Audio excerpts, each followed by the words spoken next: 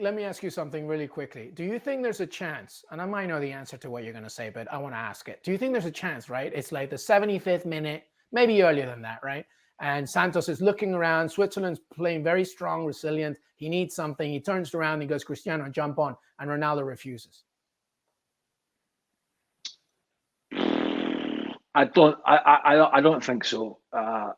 That would be tarnishing the legacy to another level, not to go on for your country at a World Cup with potential quarter-final at stake. So I don't see that level of disobedience. I sense there'll be one or two, of the host broadcaster cameras panned towards Ronaldo for the whole 90 minutes. Yeah, and him like this, Craig, him like this, like.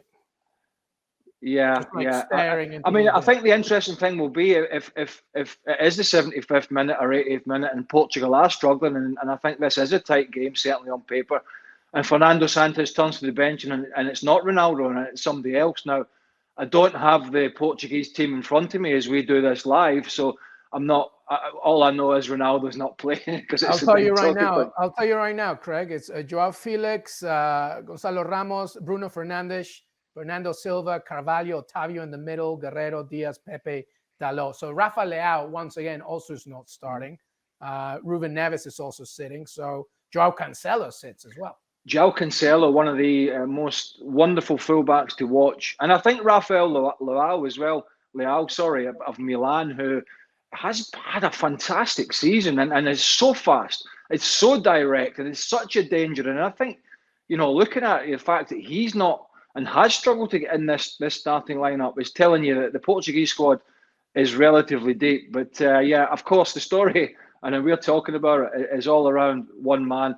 There's only two players of this generation can really talk about what it's like to post the numbers that they have and how it feels to be in their mid-30s, in Ronaldo's case, almost 38, and how it feels to have those struggles. I suppose Zlatan Ibrahimovic and one or two others would throw their name in there as people who are in the mix with them, but they're really not. And I think it's hard to fathom the frustration that guys who, and Sam will have watched this in Spain, guys who were posting almost 50 goals a year for the best part of a decade, and now, particularly for one of them, it's just not there anymore. How hard that is to accept, but you have to accept it. And I think the last 6 months in particular, and I know it's been longer than that, has painted a rather dull picture of, I think, somebody who we all knew was pretty selfish, but that's part of the makeup. But he's taken it to levels that I think even have surprised his detractors out there.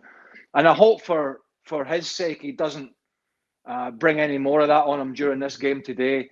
But we'll see, and it's going to be a fun watch to see how Portugal and Cristiano Ronaldo handle this 90 minutes plus. Thank you very much for watching ESPN FC on YouTube. For more highlights, analysis and exclusive content, be sure to subscribe.